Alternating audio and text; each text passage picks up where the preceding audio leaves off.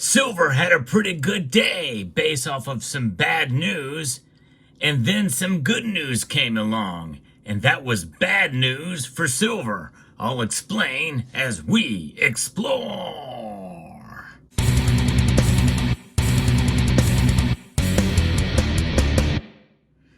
Silver ended the day pretty bad, but it did have a good day at the beginning. It's like they say, as time goes on, the day goes on, we kind of teeter out and lose our energy. Well, silver's a low energy metal today in terms of its price performance, but it does not change the nature of what silver is, that's for sure. But one thing is for sure, we can be protected by taking advantage of these dips, our dollar cost average. That's where Summit Metals comes in, and they did just that for me, but on a very small scale, with a Kit Kat bar. No, I'm not talking about the chocolate. I'm talking about silver. That's right. This is my first order with Summit Metals. So we're going to move things around here and add the Kit Kat bar into the stack from Scottsdale. I love these things. I've been seeing them for a while, and Summit Metals had a pretty good price on them. So for my first order, I decided to get one of these. I got free shipping because I spent more than $199. And with the prices now of silver breaking below support and resistance, I tell you what, it's a good time if you have the cash or the extra income in order to make a purchase, because I still feel like silver is probably going to recover from even this loss that we're seeing today. But it is an unusual day for sure. But nonetheless, Summit Metals, summitmetals.com, place to go to check out. They've been great, really friendly folks over there, and they've been known to throw in some bonuses from time to time for first-time buyers. And the other part of the order I'll show in a different video because it's a different subject. But let's talk about silver now. In fact, in perspective, we have to think about gold because oftentimes silver follows gold in terms of its price performance, but in a more dramatic way, and that's exactly what happened here today. The market's closed here, or getting close to closing. We're moments away from the market's closing for the weekend. But gold is down almost a third of a percentage point, down $8 to $2,736.40. It did recover some of its losses from late yesterday because it started out very strong for gold yesterday too before falling. And it did get up as high, recovering to $2,762.70. But now here we are down $8.80. Silver, though, got hammered pretty hard. Below resistance of $32.50. That was the magic number that we needed to see it maintain above that number to where we can really declare victory. We cannot do that today. It started out strong. It got up as high as $33.20 earlier in the day. But now it's fallen to $32.48. And trying to recover some of those losses, it's down almost 3/4 of a percentage point, to down 23 cents right now to $32.48. Platinum and palladium also got hit with today's. Now there's a reason for that, but let's go back in time, way back to this morning after the jobs numbers were released. As we're seeing here, reporting from Reuters, gold prices edged down on Friday, but we're going to talk about that reason in a moment. But first, let's discover what's happening earlier in the day, which caused them to recover some of those losses. Non-farm payrolls, jobs came in, increased by 12,000 jobs last month, which is the smallest gain since December of 2020. That's affected by disruptions from hurricanes and strikes by aerospace factory workers, they're saying here. But I think it's larger than that. I think a lot of it has to do with people losing their jobs and the like because the economy is not as good as they say it is. Yes, there's some resiliency in the economy, but also keep in mind what's propping up the economy. And a lot of that is of money, dollars being printed, being sent, government spending, government jobs, and the like. We really are becoming more socialized in this country. And I don't think that's an outrageous statement at all because look at what they have been doing. Look at all the money that's been printed just in the last 3 weeks and more. It's insane. to the tune of 700 and some odd billion dollars in that amount of time. It's just nuts.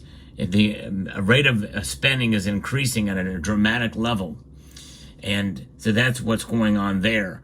The dollar, though, it was lower as well too, but it is now starting to gain, and that's what's caused the gold and silver prices to fall. Now, the other thing is the inflation numbers too, and they're propping up these inflation numbers.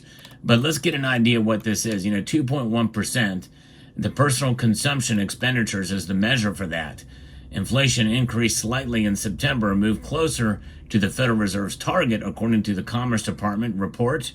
The personal consumption expenditures price index showed a seasonally adjusted 0.2% increase for the month, with a 12-month inflation rate at 2.1%, both in line with the estimates from the Dow Jones.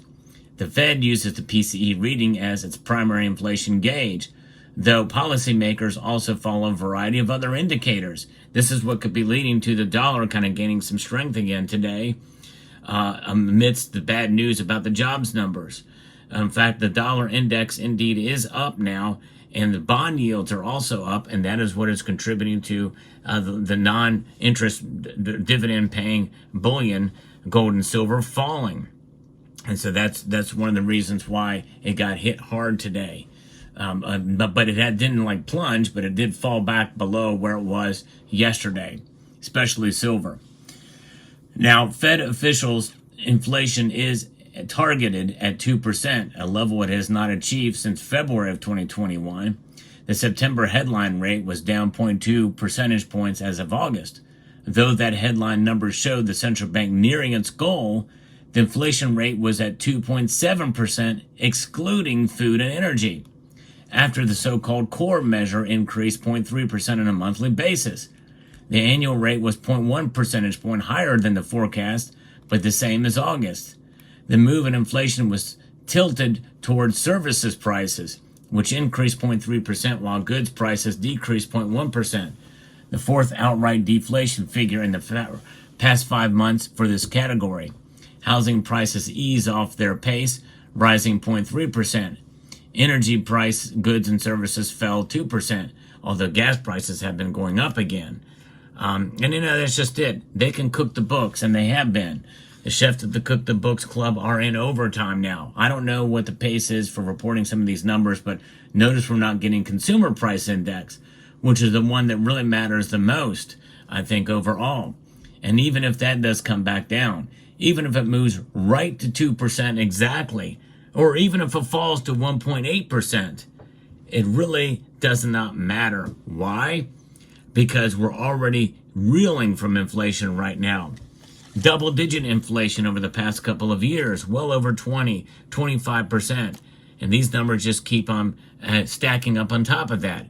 And that's really what it's about. Stacking up on an already high prices is what we have. We can't celebrate that, not in any way, shape, or form. Yes, they may have pulled down the growth of prices increasing, inflation because of printing money and the like, but they're already back at it again with printing money, doing the very thing that caused the inflation in the first place. So it's going to go up again. They have wiggle room with this 2% target, by the way, for continued printing of money. The M2 money supply, I talk about it fairly frequently on this channel, especially in my silver and the debt clock series, which I encourage you all to check out if you haven't checked out those videos.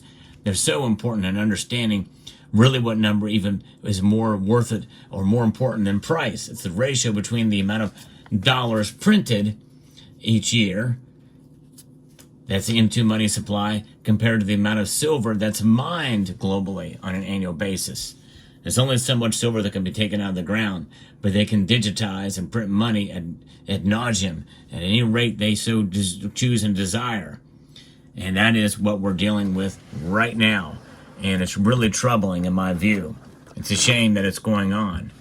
But that's the world we live in. And so silver suffers because of some of these other metrics out there. And sooner or later, something's going to give somewhere. And I think that, there's only so much that the dollar can do and so much it can be manipulated. And that is really what does suppress the price of silver is that manipulation of the dollar, and the Fed is a part of that, and the big banks are a part of that.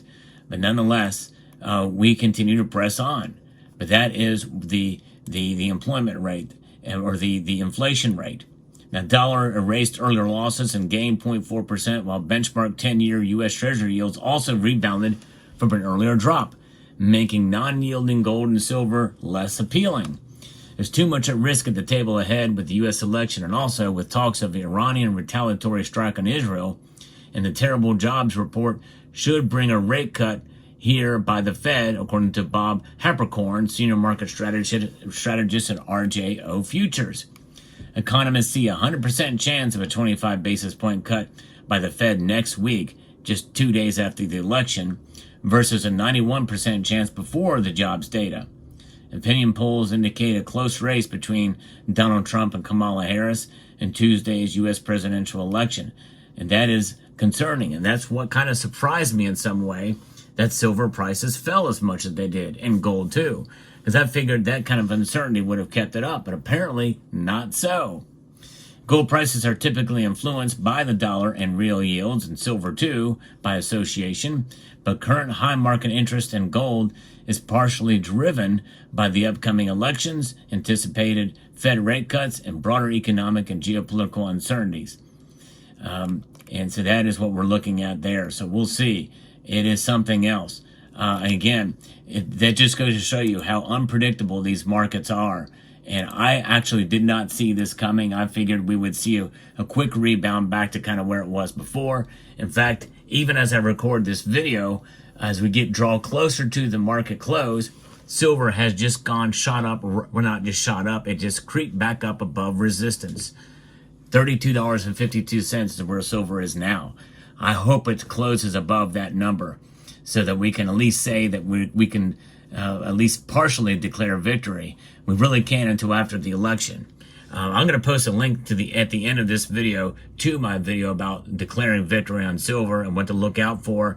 Many of you probably missed it. It's an important video, but I hope you enjoyed this market report for the day and the new addition to the stack. I like this thing. This is really cool. 20 ounces of silver in a long bar. Ooh, I just want to chomp it up. Scottsdale Silver Kit Kat bar, 20 troy ounces. I'd like to extend a multitude of gratitude to you all for taking the time to watch, and to encourage you to please rate, share, comment, and subscribe.